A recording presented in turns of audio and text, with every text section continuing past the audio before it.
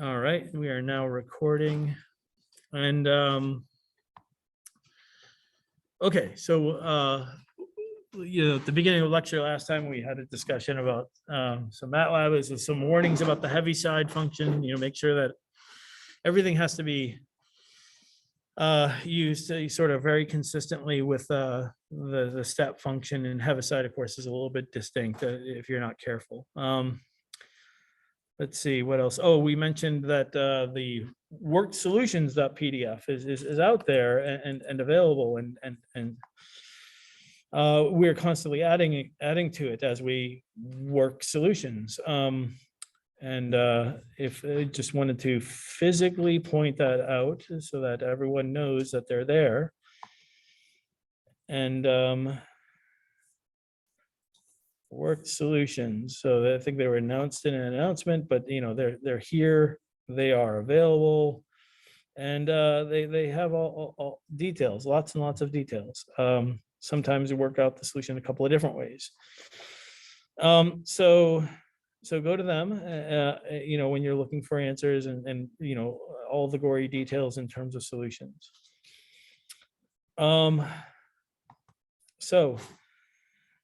Timeline.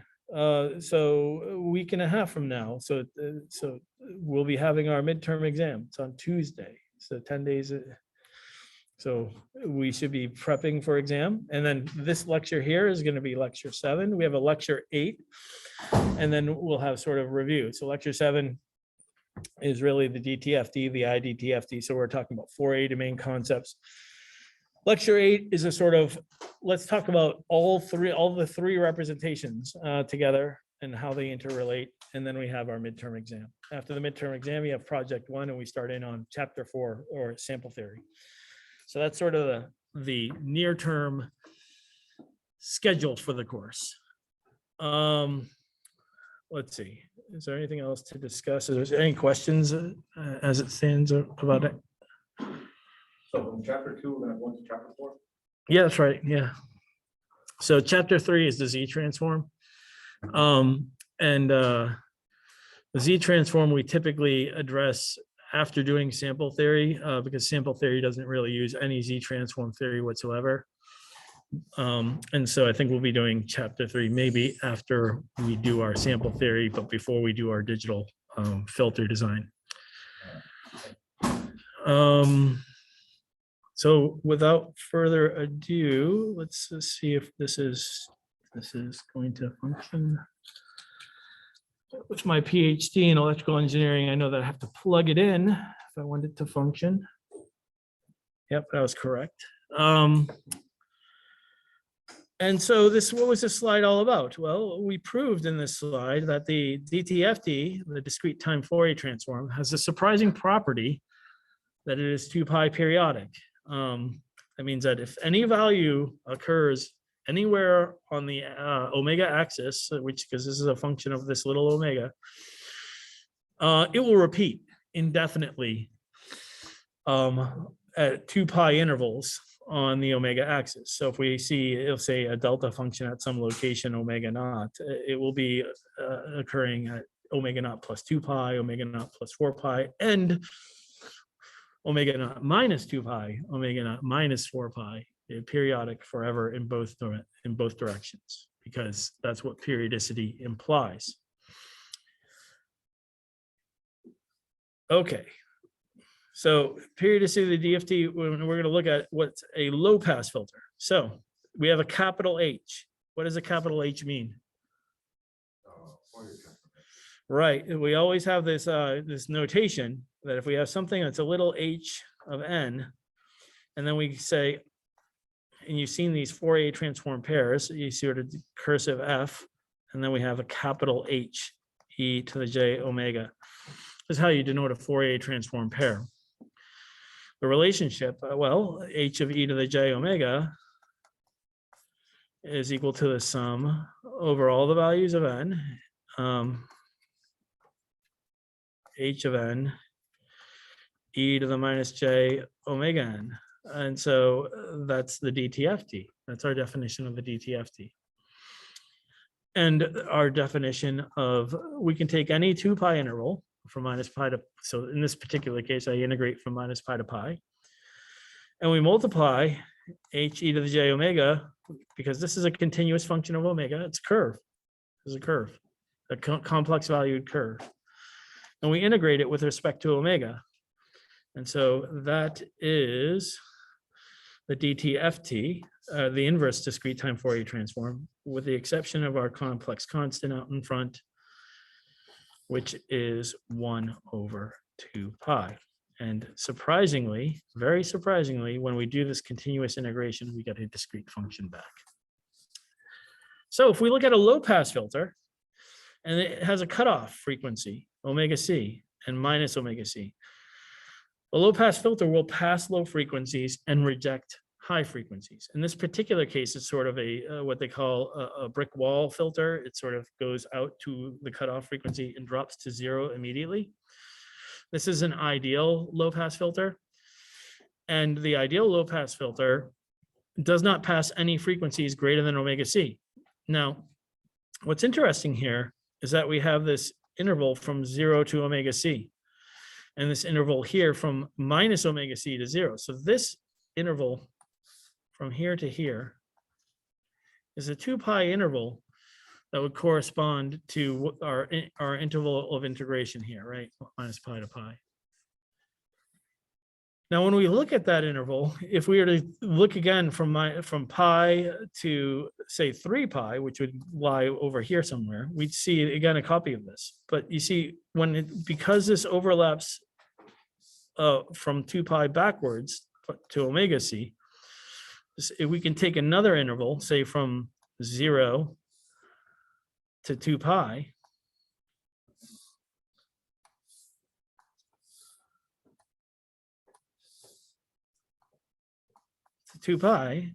and so on the interval from 0 to 2 pi, it looks like a different function. It sort of goes from here to here. And so if we look at the function on that interval, we sort of have half of the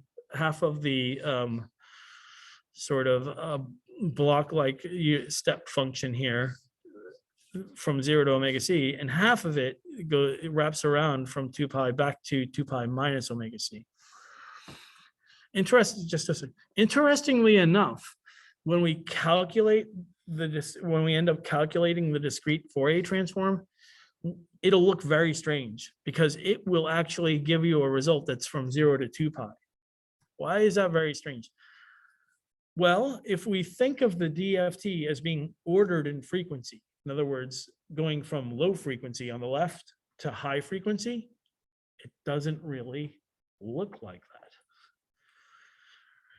In this case, the low pass part of the filter out here shows up way out at the end. So when you calculate the Fourier transform of a low pass filter, you'll get values here and values here and nothing in the middle. And that is almost always confusing for students because of this periodicity of a DTFT.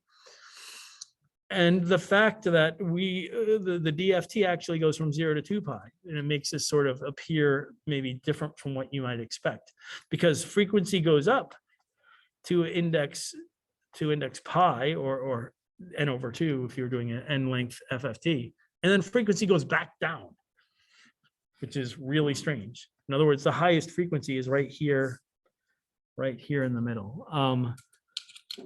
And that's because of the nature of the periodicity. Does everyone see that? It's actually kind of confusing, but it's incredibly important to understand is that the highest frequency when you look at on the interval from 0 to 2 pi is actually pi.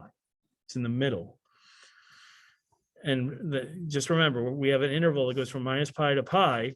In that interval, frequency goes up as you go away from 0, right?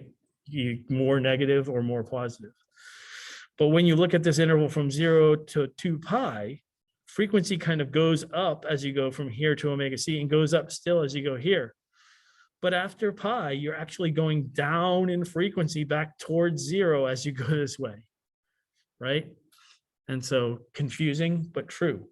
And so I wanted to explain it here. You'll see it again at least 3 other times. You had a question? Yeah, I was just gonna say, I don't know if you're gonna go over this, but I've seen this actually represented, I don't know if you could call it complex plane, where it's actually shown as like a circle and how it goes around. like, where the little- Yeah, you could think of it as you know, having a vector on the unit circle, and then you, in this case, a low pass filter is going to be distributed on the unit circle around the real axis, right, on the left and the right. And so if you start here, if you start at 0 and go counterclockwise, well, you'll see this part of the curve, and then only when you wrap around to this part will you see this part of the curve. So there's truth to that. But you know, that requires knowledge that we kind of aren't ready to talk about, because it's really related to the Z transform, because it sees the Fourier transform as the value of the Z transform on the unit circle. But we will get to that. Okay, so and within a minus pi to pi interval, you have what you would have expected to see in a continuous linear systems class, like the low pass filter. And if you take continuous signal theory, a low pass filter just looks like this, and you don't have these other periodic copies of that low pass filter, right? It's not copied. Yes. The reason that the top right arrow goes left and right. Top right arrow. Yeah, this here. Yeah. Yeah, that means that that so this is called a Fourier transform pair. So that means that if you have an h of e to the j omega, you can get an h of n. That's the arrow that's this side, and that is via the inverse discrete time Fourier transform. And if you have an h of n, you can get a h e to the j omega, and that's because well, we have the discrete time Fourier transform. So we use a definition. The definition of the Fourier transform is the vehicle that takes you from one side of that of representation to the other. And all of these properties are actually Fourier transform pairs, and there's a duality to them. So we kind of look at all of that. Any other questions before I go on? Okay. So now we're talking about other forms of filters. So we talked about the low pass, which is this sort of a brick wall function, or this ideal low pass. If you do 1 minus the ideal low pass, well, that will be 1 everywhere else where the and 0 where that signal was previously 1. So 1 minus low pass is high pass, right? HHP is 1 minus HLP e to the j omega. And so that gives you this sort of inverse behavior, right? Now we're passing high frequencies and rejecting. And so if you've ever seen, say, in image processing, ever seen edge detection? Or so maybe not, maybe I'll show you a picture of edge detection in an image. So this is an image. And so the edge detection is sort of all the edges. See all the edges in the image. So that's important for computer vision and recognition applications where you're trying to identify objects and things like that. The edges sort of tell you the boundaries. And so edges are high pass because edges correspond to whether the intensity has jumped from one value to another. Right? Any quick jump in intensity is only possible. The slope of the change is actually proportional to the frequency. If you have a very slow or low, if you have a low frequency, its derivative is also low, right? But if you so let's see, how do we show this really quickly? Cosine of a so cosine of omega n. Just a minute. Cosine of omega. What's the derivative of cosine of omega n? Minus sine.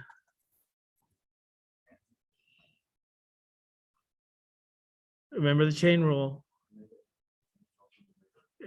That's right. Yeah. Remember, you got a chain rule. You got to take the derivative of the inside with respect to n, right? Which is omega, right? So we have a minus omega sine of omega n. So the derivative of the rate of change of a frequency is controlled by its frequency. The derivative is like you have higher frequencies, you can enact change more rapidly, and that makes perfect sense. You see a low frequency signal, It's just not going to be changing quickly anywhere. Right? And if you double its frequency, it'll change twice as rapidly. Like its derivative if you to fit a line to it as it's oscillating, that line will have a steeper slope. And if you make it double again, it'll have a steeper slope, the derivative of the sinusoid.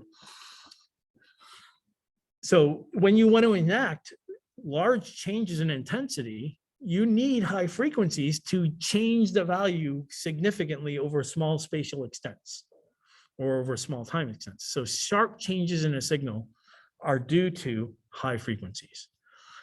Therefore, when you eliminate low frequencies and only allow high frequencies to exist, you get this edge image. You see where the intensity is changing rapidly, which is why edges become apparent in image processing. That's spatial frequencies.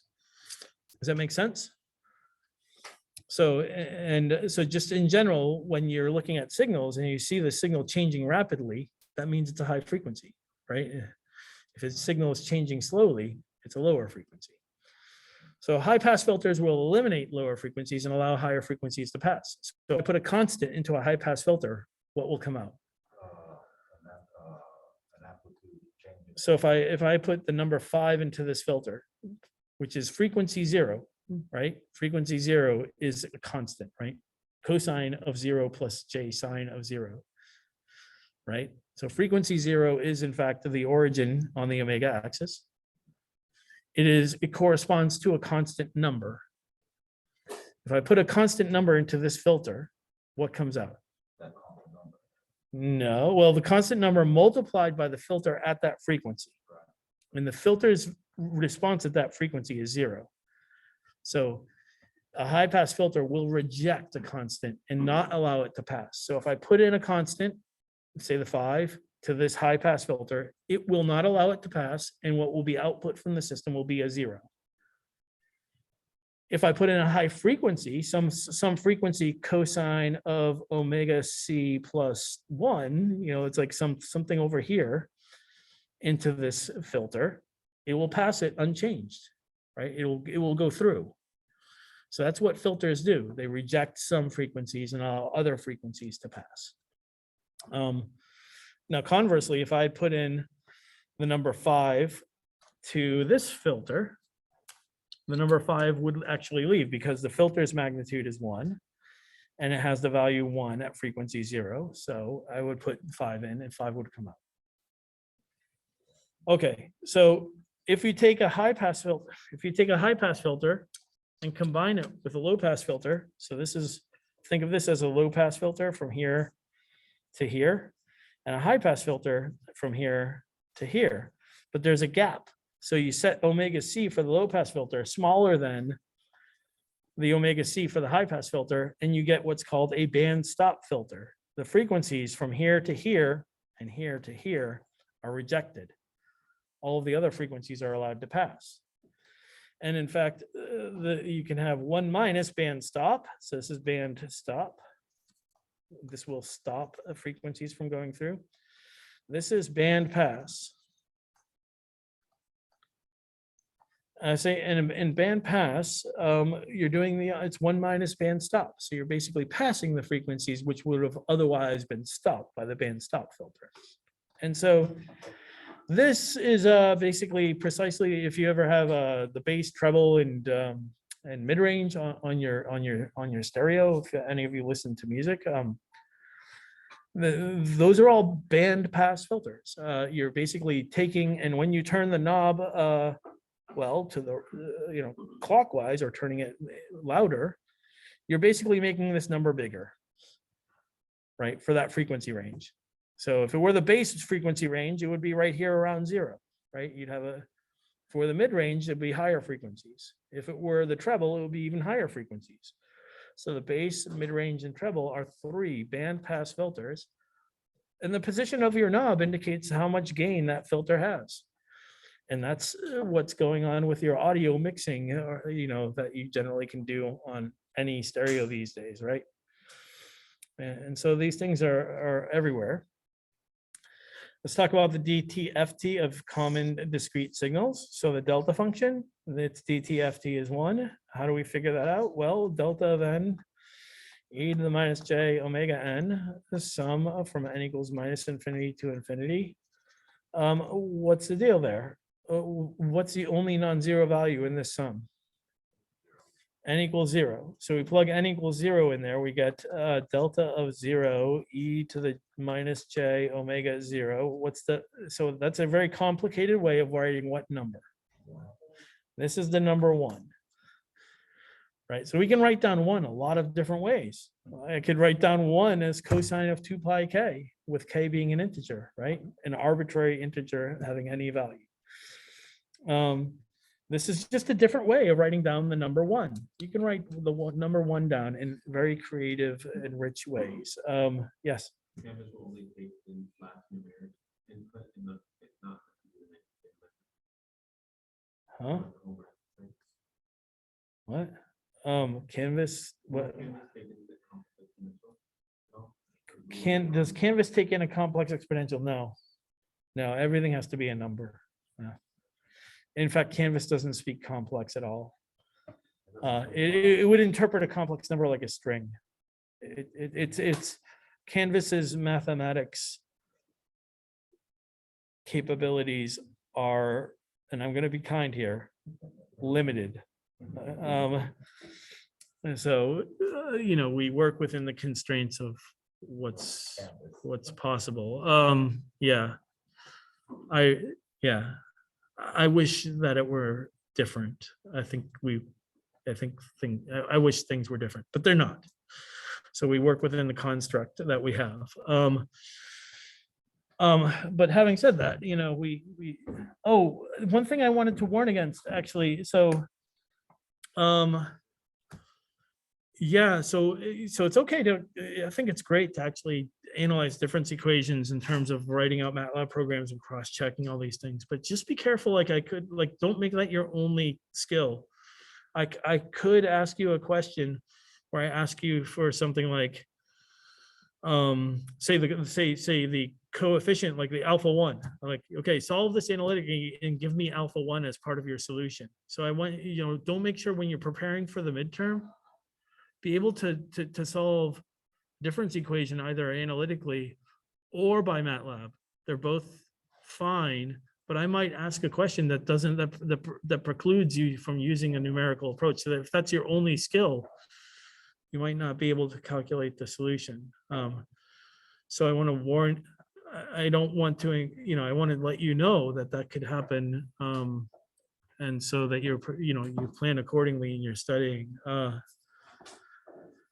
So let's see. Okay, the discrete time Fourier transform of the number 1. Well, interesting. Not going to get into the details, but it ends up being 2 pi times delta of omega plus 2 pi k. This is actually a impulse train. It's a sequence of delta functions, right? And k goes from minus infinity to infinity. So the delta functions occur at 0 and 2 pi and minus 2 pi, all multiples of 2 pi. And that's what the Fourier transform of the number 1 is. And does anyone find this objectionable? So I'm gonna, this is a little brain teaser. So is the number 1 absolutely integrable or absolutely summable? Is U of n absolutely summable? Okay, so here's a sum from n equals 0 to infinity of 1. Is that a finite sum? No, is not. Is it? Yeah, so remember we said the DTFT only exists for absolutely absolutely summable functions. There is an exception, and it's right. This is right on the boundary, and you can calculate it for this function and U of n, which are both right on the boundary of possible things to calculate. Yeah. Can you clarify again what absolute sum? So absolutely summable, and so we'll do absolutely integral, which is what you start with. And so absolutely integral means that you integrate from minus infinity to infinity the magnitude of h of t dt. And that would be a number that's less than infinity. That's what absolutely integral is. Absolutely summable is the discrete realization of that. So when we convert things from continuous to discrete, the continuous integration goes to a discrete summation. Our t goes to n, so this will be a sum from n equals minus infinity to infinity. H is now a function of n, so we do an h of bracket n, which is an integer n. And then we do this, and then we have to say this is less than infinity. So this is absolutely summable. This one here is absolutely integrable. The continuous Fourier transform exists for absolutely integrable functions. And you can guess the DTFT exists for absolutely summable functions. Well, yeah, and there was a point in time when Dr. Willis would wax poetic and show you the mathematical theory behind that. I found that it doesn't really serve to go into the mathematical proof. So I don't do it anymore, but we can if you want. So I just say it exists. And it's a little bit counterintuitive, but let's all, it's here in the textbook. This is the 3rd edition of the textbook, and it's been in textbooks since it was derived a long time. Well, yeah, since older than me. Can you believe that? So it's been, we're just going to accept it. Okay. But it is an interesting point, and there is an interesting mathematical discussion to have about that. But as is the case in many circumstances, we don't have the opportunity time-wise to go through all the mathematical rigor here. And so, yeah, I'm just going to leave it at that. So interestingly enough, we see that the Fourier transform of the step function alone has this 1 over 1 minus e to the j omega, and is actually linearly related. It's sort of the step function, the a to the n u of n. This is one that if we were to calculate its DTFT, we do the sum from n equals minus infinity to infinity of this, right? We can just do this one out real quick. E to the minus j omega n. U of n restricts to sums. So what does my sum on n start at? 0 to infinity. A to the n, e to the minus j omega n. Now, what do we want to do when we see two things that, see, the n is the important variable. We have two numbers that have to the nth power. We use an algebraic relationship. What is it? A to the b times c to the b is equal to a times c, exactly, a times c to the b. So that's what we want to do here. Because we don't know how to deal with this as it stands. We only know how to deal with some a to the n.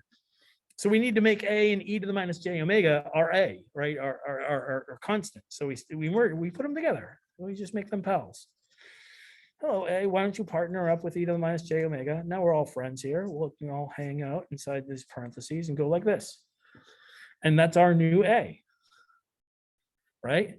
That particular manipulation that I just showed you is very common. That's why I wanted to actually do this particular DTFT out. And we all know what this is going to come out to be under one restriction. What? It's a geometric series, and we already know what this series converges to under one constraint. Not a. Well, yeah, you're actually right, but I want to say, think in a very abstract sense. We take whatever is inside the parentheses and ask that thing, a e to the minus j omega, the magnitude of that is less than 1. If that is the case, this will converge to 1 over 1 minus a e to the minus j omega, and that is exactly what you see here. Right, so we did the DTFT for an arbitrary series like that. And but of course you take the magnitude of a e to the minus j omega, that's equal to the product of the magnitudes, right? So what you said about it being the magnitude of a, well, the magnitude of e to the minus j omega, what is the magnitude of e to the minus j omega?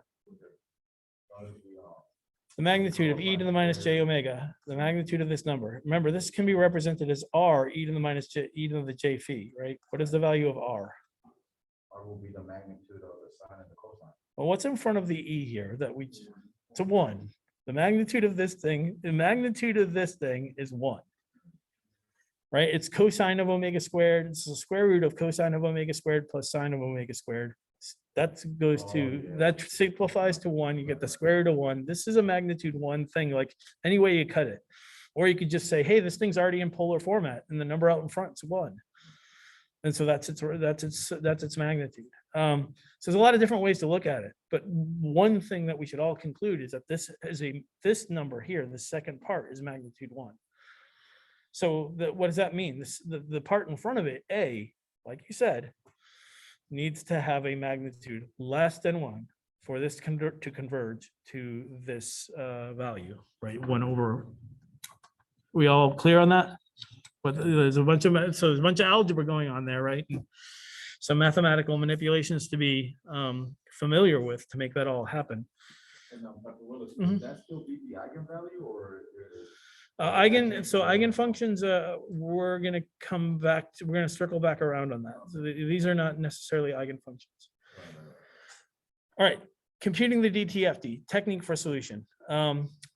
Well, you're gonna end up utilizing the definition of the discrete time Fourier transform. So you take your function, this is a IIR filter. So you're gonna definitely end up doing some kind of a geometric series. So as long as this number here, 1/2 is less than 1, well, for positive n, then you're gonna get a convergent series. What if this were for negative n? The value of this coefficient has to actually be greater than 1 because it's some value greater than 1 to the negative n, or which is actually 1 over that value to the n, right? So just be careful when you reverse time that the restriction kind of flips. So you plug it in, okay? And so we plug it in and we get this. 1/2 to the n, u of n minus 1 e to the minus j omega n. So this step function, we restrict the bounds. Step function only exists for n greater than or equal to 1. And so we write it like that. The sum will go from 1 to infinity, and we merge the coefficient 1/2 to the n e to the minus j omega n. We combine into 1/2 e to the minus j omega. And so the wrinkle here is that we actually have a delay, like we started at 1. So in this case, we can just take out one of our terms, the first term. When we plug in the very first term here, we have 1/2 e to the minus j omega, right? So this is actually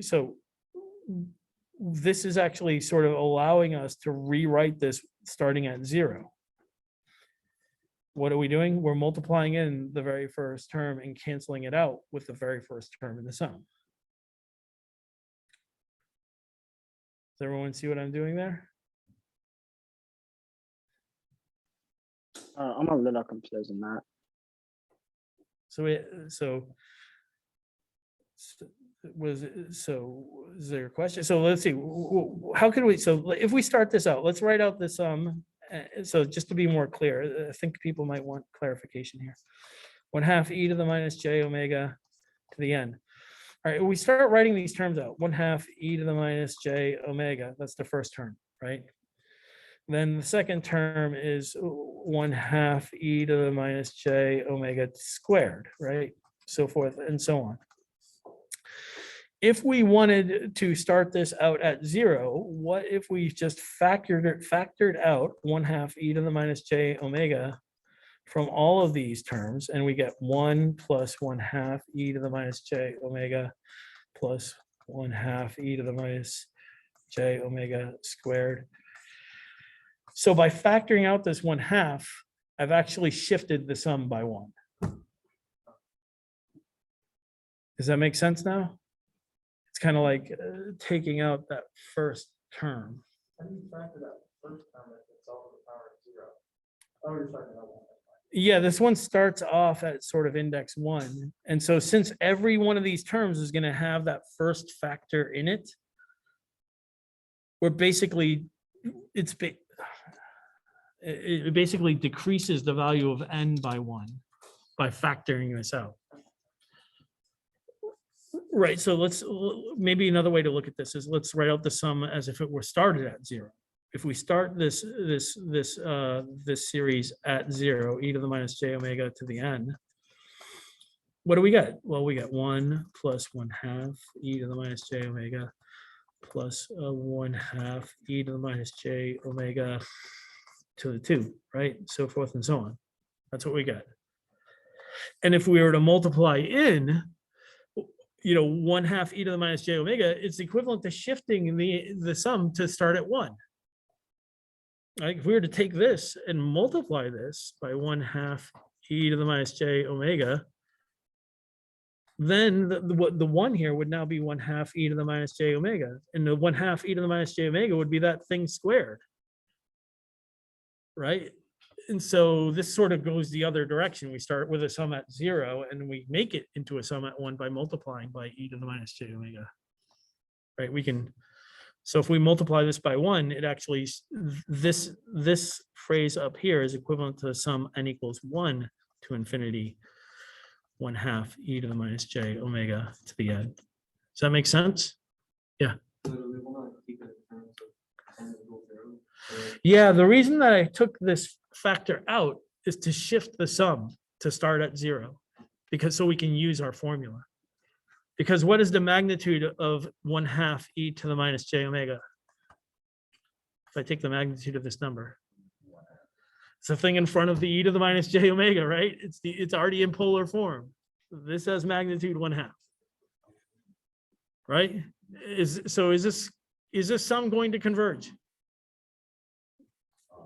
Yeah, well, what is the magnitude of is the magnitude of a, which is 1 half, less than 1? Yes, so then it will converge, and it will converge over 1 over 1 minus a. So a is this thing here. So we just put 1 over 1 minus this thing, a complex number. So nothing has changed. We just are now starting to work with complex numbers, but they're just numbers, right? It's not, this doesn't mean it's complex. It just means it's a number. Like, don't make it complex when it doesn't need to be sophisticated. I don't want to say it doesn't need to be, you don't need to feel like this is difficult. This is just a number. You put it in there and then you go forward with life. And so this is what our sum converges to. And we factored this out. So this stays, right? Because we factored it out here. And so this is the solution. This is our DTFT. We get a factor of 1 half e to the minus j omega times what we would have had if we did not have this delay. This delay of 1 actually introduced e to the minus j omega factor, right? Okay, so DTFT of common discrete signals. So here's a alpha to the n u of n. It's a common discrete signal, and we already know it's DTFT. It's here. And so so I write some MATLAB code so we can look at the discrete time Fourier transform of it. And so all I do is I just calculate its magnitude and phase. What is its magnitude? Well, what is the magnitude of x e to the j omega? Does everyone remember how to calculate magnitude spectrum? Well, that's phase spectrum. So if we want to calculate the phase spectrum, which is the argument of e to the j omega, that would be the phase spectrum, and that is the arctan. And usually when we do it in MATLAB, we use tan2, atan2 to do the full 4-quadrant arctangent, because the arctangent is only defined over 2 quadrants, so minus pi to pi and kind of thing. So there we use atan2 of imaginary over real, imaginary over real. So, but what is the thing that we're taking here? And this is actually just the magnitude of this. Well, this is a ratio of complex numbers. There's a complex, in general, when you look at this, think of this as z1 over z2. If we wanted to calculate the magnitude of z1 over z2, how do we proceed? You could square the real and imaginary part, but these are actually in polar form already. So we could convert them to Cartesian form, then try and add them, then square their real and imaginary parts. And that kind of gets a little bit clunky. So I'm going to tell you a little bit different, maybe faster way to do this. Z2 times Z2 conjugate is actually the magnitude of Z2 squared. This is and then Z1 times Z1 conjugate is actually the magnitude. So what you'll get is the magnitude of Z1 squared in the numerator and the magnitude of Z2 squared in the denominator. And then you take the square root of that, and you'll get the magnitude of your act. That's the magnitude spectrum. You'll get the magnitude of that ratio of complex numbers.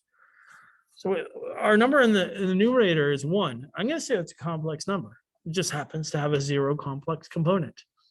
Okay, so you might think of it as real. I'm not going to say that. I'm going to say something that solves every possible realization of a magnitude spectrum problem, whether it be complex or real. There's a number in the top. You take it, multiply it by its complex conjugate. What's the complex conjugate of 1? 1. So 1 times 1 square root 1.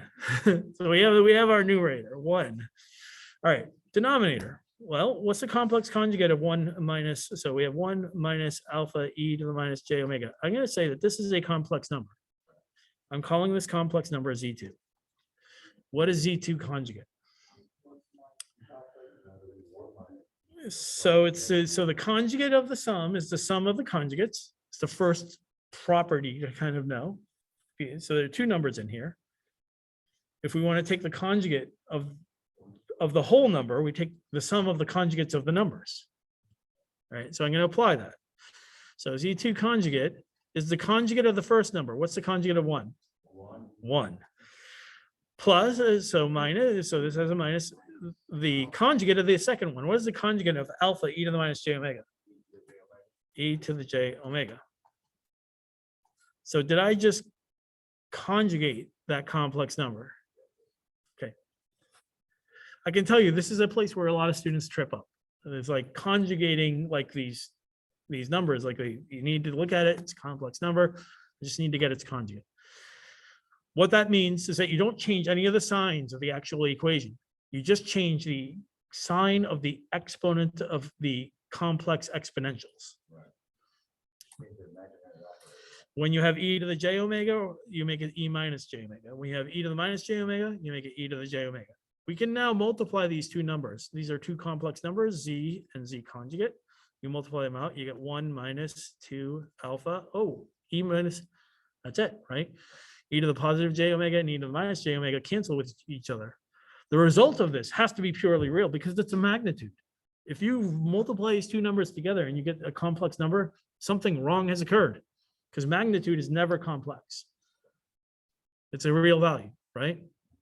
So I get 1 minus 2 alpha, which is real. Of course, if alpha were a complex number, this would be alpha conjugate, right? And this would be sure. I mean, anything can happen, right? But I'm considering alpha to be real here, just to kind of not get things too complicated.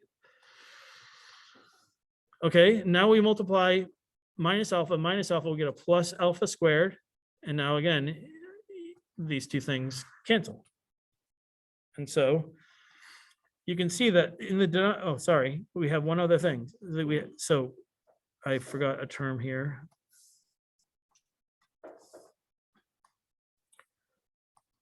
Two alpha e to the j omega plus e to the minus j omega. Because those complex exponentials don't multiply, they are adding, right? Plus alpha squared. That's where they multiply. Does everyone follow that? What's alpha, what's e to the j omega plus e to the minus j omega? 2 cosine omega, right? From Euler's formula, right? Because when you add, so this number, this might appear to be a complex number. It is not. Those complex numbers combine and make a purely real number. And that's kind of the tricky part. So, so now we find that the magnitude of this is 1 over 1 minus 2, minus, sorry, 4 alpha. So we have 2, no, it says 2 alpha comes out. So this 2 should not be here because I put a 2 up there. So 2 alpha cosine omega plus alpha squared. That's our denominator. Does everyone agree? So you get, write it out this way, 1 minus alpha e to the minus j omega minus plus alpha e to the j omega plus alpha squared. Then we factor out the alpha. We get e to the minus j omega plus e to the j omega. That turns into 2 cosine of omega. And they get 1 minus 2 alpha cosine omega plus omega squared or plus alpha squared, right? Everyone with me on that?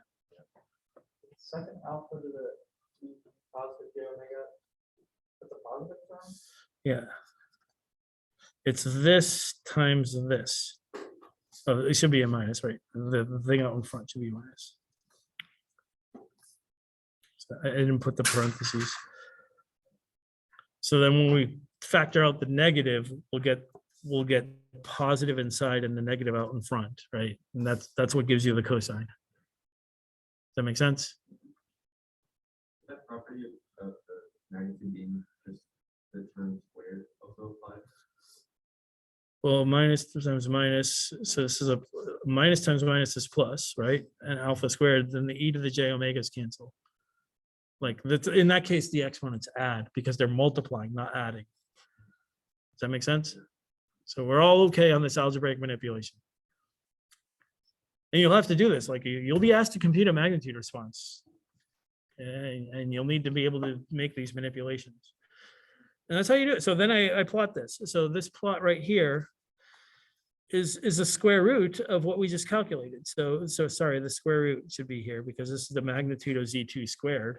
And to get its magnitude, you have to take the square root of the magnitude squared, right? So z2 times z2 conjugate is the magnitude of z2 squared, right? So this is the magnitude of z2 squared. And if we want the magnitude of z2, we have to take the square root of that, right? So in MATLAB, I went and typed square root of 1 divided by 1 minus 2 alpha cosine omega plus alpha squared for alpha equal to 1/2, which is our problem from last from the last slide. So I calculated the magnitude response, and this is what it looks like. Is it 2 pi periodic? Well, here at 6 point whatever 2 pi is, right? 2 times pi 3.14 is 6.2 something. Yeah, so it's 2 pi periodic. We see it repeating here just past 6 and minus 6, right? So it's in fact 2 pi, a 2 pi periodic function. So we know that makes sense. So like that's a, you know, and it is in fact true. We solve for the phase response. We find this is the phase response here in the phase spectrum. And then if we actually go ahead and we, what do? We take the magnitude of the actual, this is actually just letting MATLAB do the magnitude for us. So I take this function, this is a complex number, and say, MATLAB, I don't want to do any of this. Like, I don't want to have to do all this calculation. Let's just make MATLAB do it. And so all I do is I say, MATLAB, give me the magnitude, abs of 1 over 1 minus alpha e to the minus j omega. If I've done all my analytical work on the up here correctly, and here, the values that come out of this calculation on MATLAB have to be the same as what I calculated analytically, right? And so, of course, remember, this is a happy course where you get to verify all of that. Yes, of course. The curve that we have here is, in fact, these two curves are the same curve. So we've numerically validated our analytically computed solution, right? And that's what this MATLAB code does. And we do it for the phase spectrum too. And we find that the curve that we calculate here is, in fact, the same curve we have here. Any questions on that? So we validated all of that and we plotted all of that. Okay, so IDTFT of common discrete signals. Well, when you go to the IDTFT, we're trying to do an integral and say of a rational function. How do we, so as you know, from being Laplace transform experts, when you have a ratio, when you have a transfer function as some function of S over some other function of S, how do you calculate its inverse Laplace transform? Like, Dr. Willis, that's so easy. I totally remember that. What happens is if you have a function of S in the numerator and a function of S in the denominator, is that you have to break this into partial fractions. And you have to then use a lookup table to get every one of the terms and take it back into the time domain. So such is the case with the inverse discrete Fourier transform. So we have an h e to the j omega. It's expressed as a rational function of of functions in the complex number omega. There's a continuous function of omega. So this e to the minus j omega behaves a lot like S from the Laplace transform. And what we want to do is we want to write down this function as a sum of partial fractions. So we do the partial fraction expansion. So I know that you've done this at least 3 times by the time you've got to this course. So don't tell me you've never done partial fractions. It's done in 2254, it's done in 3111, and it's often done in 3112 for those that are electrical engineers. And I guess for the computer engineers, you only see it really in 2254, and you might see it in circuits too in 2112, but I don't know. What's that? Yeah, you certainly use it in differential equations, so you can tie it back to 2171 because they teach differential equations by via Laplace transforms. So I guess it's arguable, but typically the electrical engineers get one more look at it in 3112 than the computer engineers.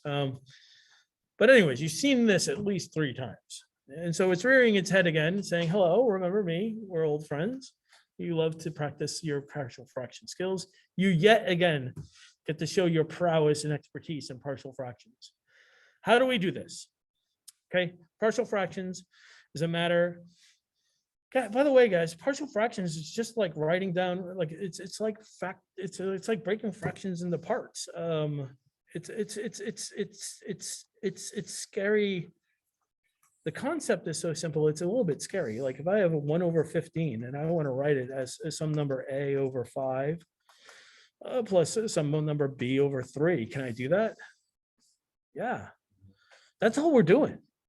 That's all we're doing, right? We're just breaking apart. This fraction happens to have a variable in it. So it doesn't matter that it has a variable in it. Partial fractions is literally you're breaking apart a fraction into other fractions, where those fractions are going to have some form that are more advantageous for us. Specifically, they're going to have a form that we know how to inverse transform.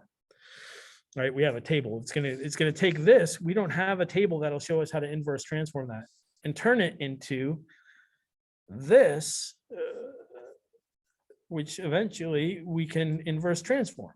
And so this being the partial fraction approach, we're going to go over how to do it, but then we'll go about how to do the inverse, because essentially all the inverse transforms is recognizing that you have a function that looks like this: 1/1 minus a e to the minus j omega. What is the inverse transform of this function?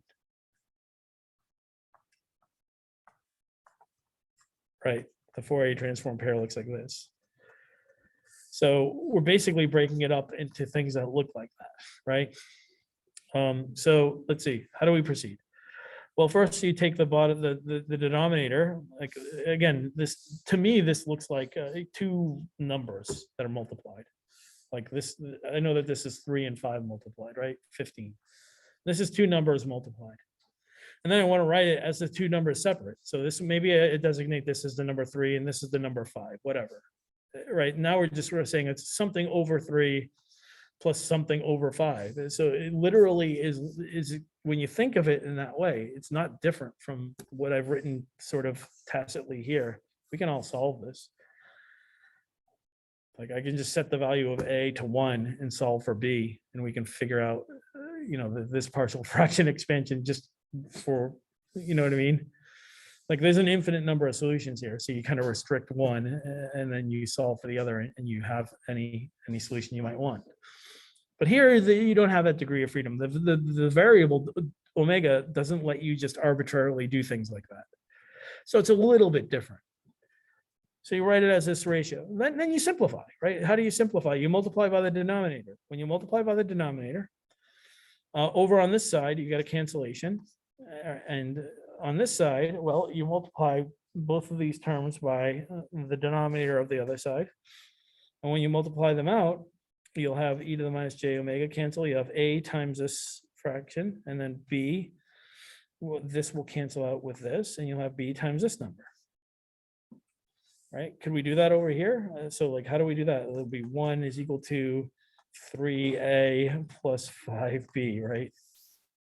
That's when you multiply this thing by 15, you get this, right? And this is a 1 equation and 2 unknowns. So I can just I can set a value for A and get B, right? It's not the case here because we have two equations.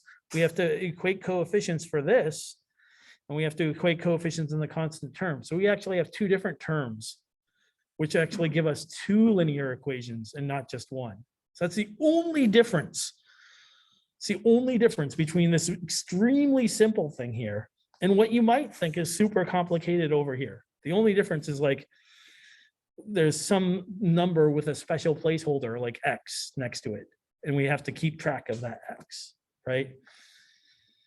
Okay, so, well, what's the deal? Well, this cancels with this, and we end up with 2e to the minus j omega. I'm gonna make it a bit bigger because we end up with this on the left and we end up with this on the right. And so then we do at this point what's called equating. So we rearrange things. So rearrange the terms on the right side to match the format of the left side. So everything that's a constant, we have a times 1. That's the only constant term. So we have a out here for the constant term. And everything that multiplies in e to the j omega gets collected together. So a and b, both, there's an a here that multiplies e to the minus j omega and a b here. So we collect those. Those are all the terms that multiply e to the minus j omega. So this is sort of the bookkeeping that I'm talking about. We have a plus b is multiplying e to the minus j omega, and a alone is acting like a constant term. And we do the same on the other side. Well, the constant term on the other side is 3, and the other thing is 2. So now we equate coefficients. So in this case, the number 2 has to be equal to the coefficient of e to the minus j omega. That gives you this equation. 2 is equal to a plus b. Right? Hopefully you're all bored to death because you've seen this so many times. You're really frustrated that I'm talking about it. But you had a question? Instead of doing it that way, could you do the limit and would you get the same approach? Limit? Yeah, like limit versus 0. Oh, so someone taught you the method of what did they call it? Did they call it the method of residuals? Yeah. So there's a way to do this quickly by just plugging in the residuals. You plug in the root of one equation into the other one, and you get the coefficient directly. So if Dr. Mighty taught you that, that's excellent. I'm not going to teach you that, but it certainly works. It's actually a method first developed by Cauchy and then further developed. It's often called the Heaviside method, which is the same guy who came up with Heaviside's a strange, wacky guy. With a really cool hairstyle. Where is Heaviside himself? Oliver, there you are. So there he is. And so he came up with that. It's sort of in complex. One of the things that he really did was contributions to complex analysis, complex theory. He's a mathematician, as you might guess, because it's a sort of a subject of this class. And he worked on Maxwell, a lot of things that related to electrical and computer engineering, like Maxwell's equations and other things. And he worked with Wheatstone. Does anyone recognize who Sir Charles Wheatstone? Anyone know what that refers to? What did he do? The Wheatstone Bridge, right? A way of knowing, or disclosing the value of an unknown. James Clerk Maxwell. This guy is heavily into the theory related to electrical and computer engineering. And so anyways, yeah, so a lot of times that's called the Heaviside method. It's kind of attributed to his name, but I think he borrowed it from Cauchy. He kind of used it. Cauchy made it exist, and Oliver said, this is really good for this. It's kind of the way I look at it, but you'll get a different opinion from anyone that knows mathematical history to any degree. Why are we talking about this? Okay, so let's see. Yeah, there are other ways to do this, and usually when I get to that method a little bit later in class when we talk about the Z-transform, kind of discuss it. But right now, I just kind of remind ourselves that we know partial fractions and try and draw from that knowledge rather than teaching a new skill. Because if you learned it in Dr. Mighty's class, it's unlikely that any of the computer engineers saw it. So going on, We have two equations and two unknowns. The first equation says that the coefficient of e to the minus j omega, which we know, the number 2 right here, has to be the same as the coefficient that's in front of e to the minus j omega on the other side, which is a plus b. We don't know what specific value it is. We have to solve for it. And the coefficient over here that's constant, minus 3, has to be the same as the constant coefficient on the other side, which is a. And so a is equal to minus 3. So if we plug that in, then b is equal to 5, and we have our partial fraction expansion. The partial fraction expansion is, well, a is minus 3, so it's minus 3 over e to the minus j omega plus b, which is 5, plus 5 over 1. I'm going to write it as 1 plus e to the minus j omega. And so can we inverse transform that? Yes. Right? This is like, if a were minus 1, this would be a plus, right? So you can also write this as 5 over 1 minus 1 to the e to the minus j omega, right? And then you all of a sudden have it in a form that you know and love.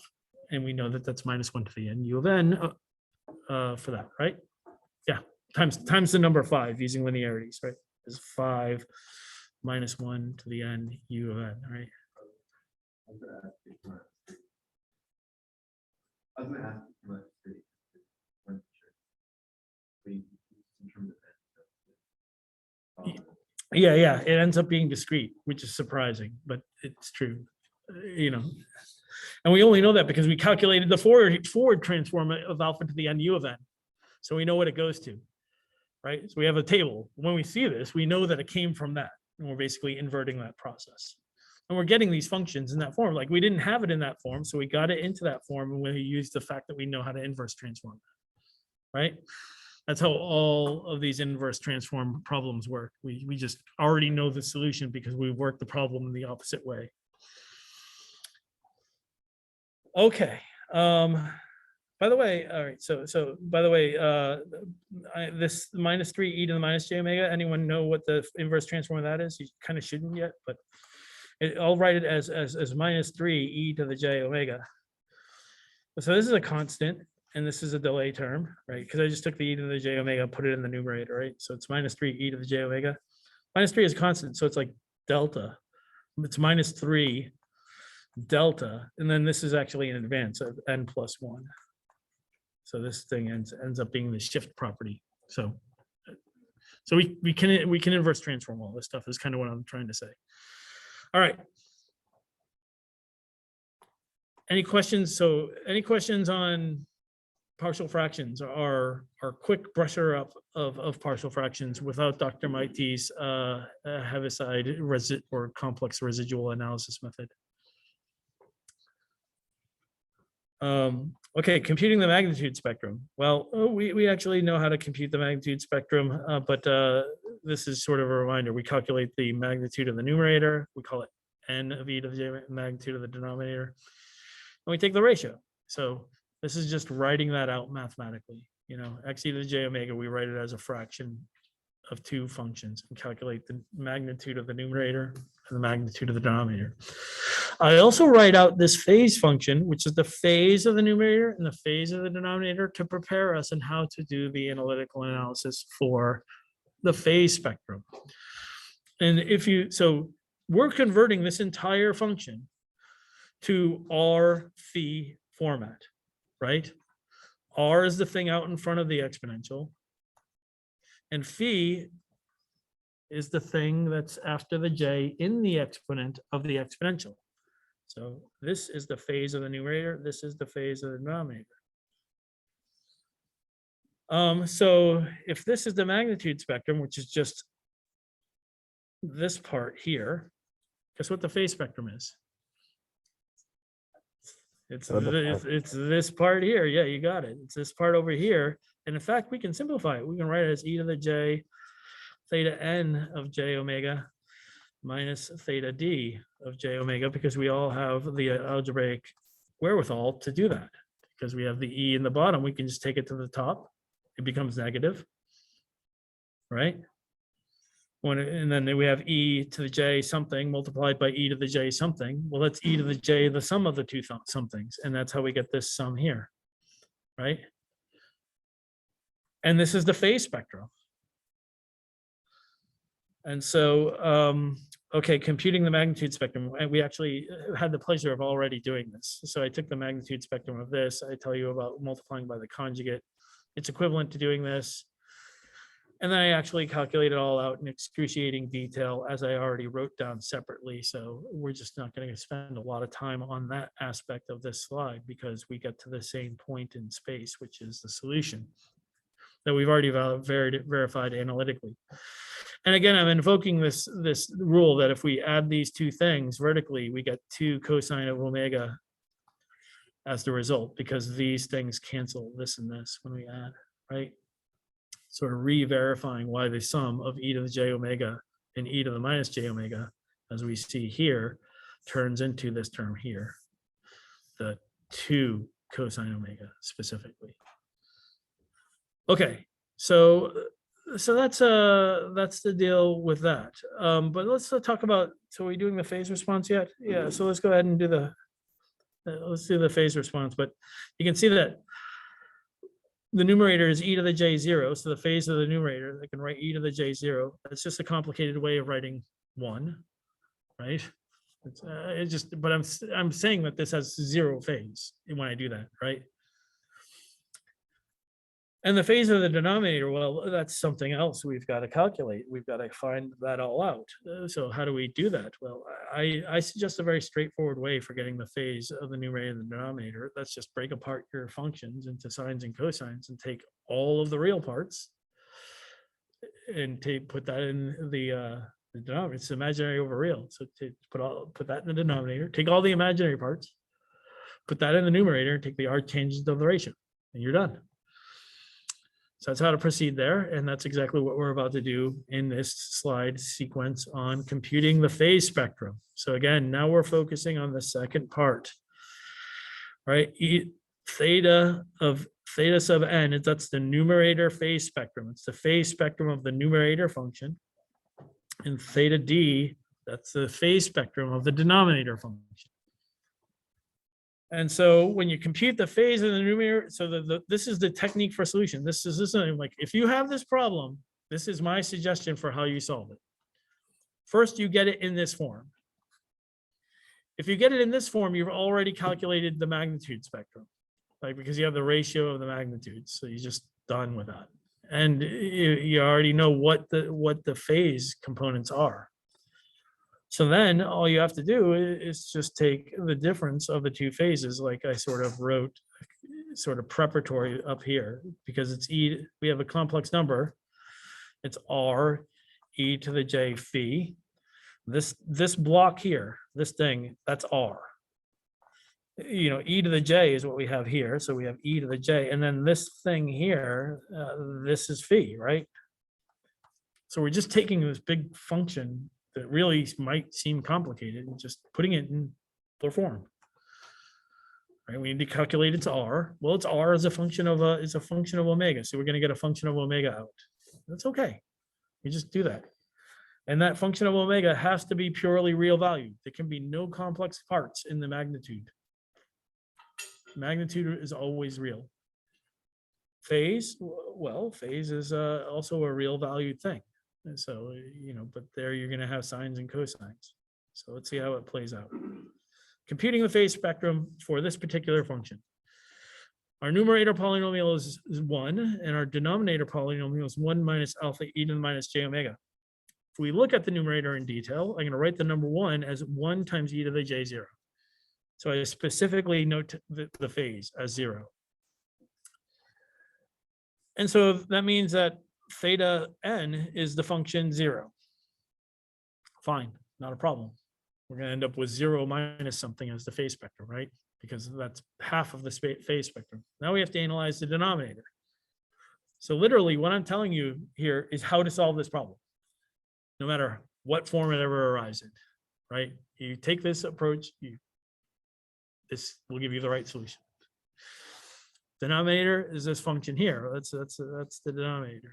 All right, we know its magnitude. This is its magnitude. This is the magnitude of the denominator. We've calculated it. this is its phase. Well, I haven't really simplified it yet, but we know that we want to take the imaginary parts. This is a complex number again. I look at this and I see Z. You might see something that has omegas and look all complicated. I just see this is a complex number.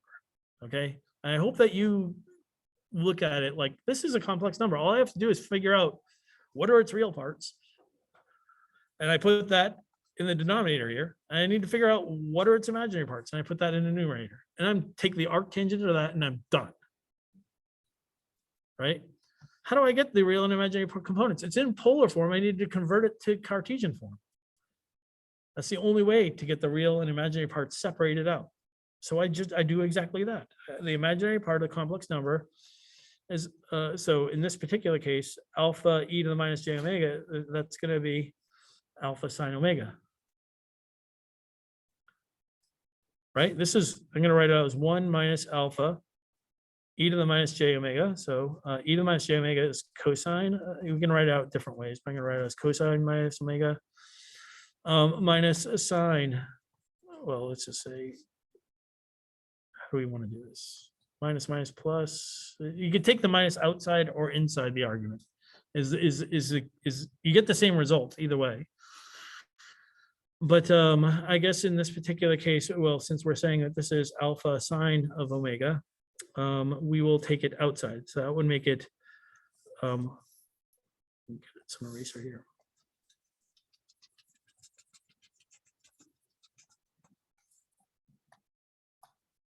Okay, so 1 minus alpha e to the minus j omega. Okay, we can write e to the minus j omega as e to the j omega to the minus 1, and sort of, there's all sorts of different ways to go about this, but I'm just going to write this as 1 minus alpha times, now in this case, it's cosine of omega minus j, because it's conjugate, right? Minus j sine of omega, right? And I distribute the minus sign in, minus alpha cosine of omega plus j sine of omega. And I'm going to very simply tell you, this is a complex number. What is its real part? Everything that doesn't have a j in front of it, this stuff, 1 minus alpha cosine omega. So that goes in the new denominator. What is its imaginary part? Oh, alpha times sine of omega. So that goes in the numerator. I take the arctan of the ratio, that is the phase response. Arctan of the ratio of those two things. And now I have the phase spectrum for the denominator. What is the phase spectrum overall? It's 1 minus the phase spectrum of the denominator. So this is in fact the minus tan inverse of alpha sine omega over 1 minus alpha cosine omega is in fact the phase spectrum of that function. Everyone track how to do that? Sorry, we went over a little bit, but this technique for solution is important. It's very straightforward. If you apply it, you will always get the right solution. So I just wanted to make sure that we went over it in detail. All right, so we'll stop there and we'll continue this lecture. I beg pardon, sir, but is there, have you put in a way on Canvas of how to implement this in the MATLAB? So you mean analytically, method, like symbolically? Yes, sir. So I don't have anything in MATLAB that I write out that tells you how to solve this symbolically. Okay. And I'm in sure fact, just by putting in the trigonometric stuff, we can find our way through. Yeah. The suggestion is to do this analytically, like do this via paper and pen.